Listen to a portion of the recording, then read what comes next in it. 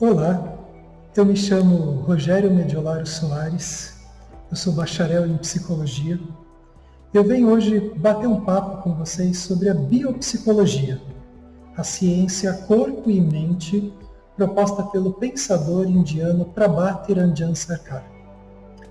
Sarkar viveu do começo da década de 20 até o comecinho da década de 90 na Índia, e a sua obra é vastíssima, envolvendo diversas áreas do conhecimento humano, como sociologia, economia, filologia e, entre tantos outros aspectos, nós temos a biopsicologia.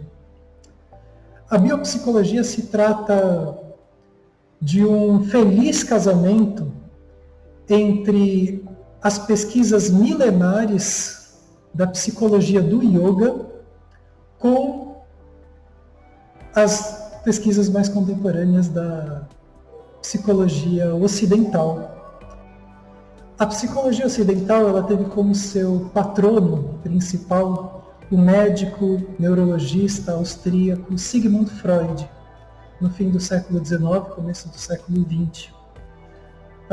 Freud ele desenha um mapa da mente, ele concebe uma morfologia para explicar o funcionamento psíquico. Talvez vocês já tenham ouvido falar, essas palavras se transformaram em palavras do senso comum, como o inconsciente, o consciente e o pré-consciente. Essas três instâncias faziam parte da primeira tópica do Freud. Ao longo de sua vida passam por uma revisão e surge a ideia de um ego, id e superego. Seus discípulos, seguidores e também pesquisadores de outras linhas desenvolveram outras morfologias para explicar a mente, como o próprio discípulo do Freud, o Carl Gustav Jung, suíço.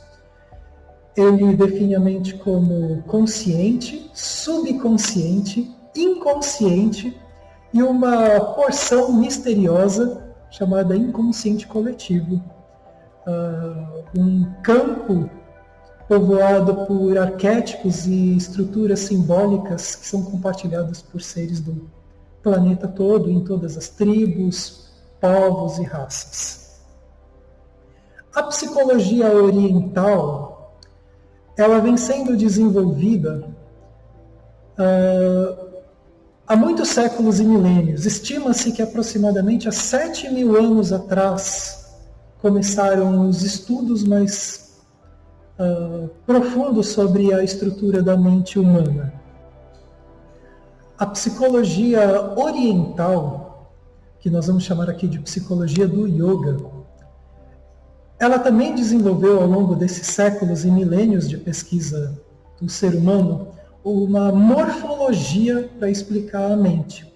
Essa morfologia foi chamada de sistema de camadas. O sistema de camadas, de uma certa forma, ele é bem próximo das estruturas desenvolvidas por Freud e por Jung. Jung possivelmente bebeu dessas fontes, uma vez que a influência do pensamento oriental permeou de forma bem profunda a estrutura da psicologia analítica junguiana. Os orientais eles perceberam que a mente poderia ser explicada mais ou menos como o coração de uma bananeira, ou como uma cebola. Uma camada sobre outra camada, sobre outra camada e sobre outra camada. E cada uma dessas camadas com funções e qualidades específicas. Uma camada bem superficial da nossa mente seria a mente consciente, essa que a gente está utilizando agora aqui para se comunicar. Ela recebe informações do meio, né, através dos nossos órgãos sensoriais, o tato, a temperatura do ambiente nesse momento, os sons que estão chegando, aqui tem uma chuvinha gostosa caindo, um som bem pacificador, os aromas, o que eu estou captando com os meus olhos e também com o meu paladar. A mente consciente ela seria responsável por traduzir para o nosso corpo e para a nossa subjetividade essas informações que o meio está enviando para a gente. Camadas mais profundas da mente estariam relacionadas a memórias, lembranças, e camadas ainda mais profundas a capacidades mais intuitivas e criativas da mente. Aquelas ideias que realmente nós não sabemos exatamente de onde elas vêm. Essa estrutura de camadas, ela tem uma peculiaridade em relação à psicologia ocidental, que é a compreensão do corpo, da estrutura física, como uma camada da mente. Para entender o corpo como uma projeção, uma continuidade, uma extensão da mente, a psicologia do yoga usa a analogia da água. A água, ela pode ser encontrada no estado líquido, sólido e gasoso. No entanto, em todos esses estados nós estamos falando de H2O, 2 moléculas de hidrogênio e uma molécula de oxigênio. Os mesmos elementos se apresentando em diferentes estados de manifestação. O Oriente também percebe o corpo e a mente dessa mesma forma, como se fossem compostos da mesma substância, mas em manifestações de densidade diferente. E é daí que vem a percepção da psicossomatização, do psicossoma. O psico, da palavra psicossoma, se refere à nossa subjetividade, a psique, a mente. Essa instância do nosso ser mais rarefeita, mais na forma de vapor, onde estão memórias, lembranças, onde são processados os pensamentos, as ideias e as impressões, enquanto que o soma se refere à parte mais densa, o corpo físico. Soma, em grego, significa corpo. Pois bem, isso difere bastante do Ocidente, né? Porque a nossa psicologia e a nossa ciência, ela tem as suas raízes lá no Iluminismo, onde René Descartes, Francis Bacon, eles propõem uma ruptura, uma cisão, uma fragmentação do ser entre corpo e mente, entre matéria e pensamento, entre matéria e espírito, nós podemos dizer também de alguma forma, entre a subjetividade e a objetividade. Essa ruptura não aconteceu nas psicologias do Oriente. O Oriente, ele percebe o ser humano como um ser holístico. Essa palavra talvez seja conhecida de todas vocês. Holístico vem do grego holon, e holon em grego significa totalidade, integral, completo. Então as psicologias orientais, elas nos percebem como um todo, como indivíduos integrados e completos, não como seres fragmentados. Na psicologia iógica oriental, e bem enfatizada dentro da biopsicologia, foi percebido que na nossa estrutura psicofísica, corpo-mente, existem centros que foram chamados de plexos. Os plexos são locais dentro da nossa estrutura onde as emoções, sentimentos são percebidos tocando tanto o corpo como a mente. Eu acredito que em algum momento, diante de certas emoções, você já experimentou um nó na garganta. Algumas emoções felizes e alegres trouxeram um calor e uma expansão para a sua caixa torácica, enquanto algumas emoções mais pesadas fecharam essa estrutura. Alguns medos e ansiedades te deram uma sensação de um turbilhão na boca do estômago e talvez em algum momento, diante de uma situação onde a sua vida estivesse em risco, e você se pegou com medo da morte, medo de perder a vida, os seus esfínteres do ânus e o esfíncter urinário tenham se contraído e toda a musculatura pélvica tenha se enrijecido. Esse é um diálogo que acontece entre o que está passando nas nossas fantasias, memórias, pensamentos, enfim, na nossa subjetividade se refletindo na nossa estrutura física, no corpo. É justamente para lidar com essas questões de inter-relação entre o que está passando na nossa mente e a repercussão disso no corpo e vice-versa, que nós utilizamos as técnicas e os conhecimentos da biopsicologia, da psicologia do yoga.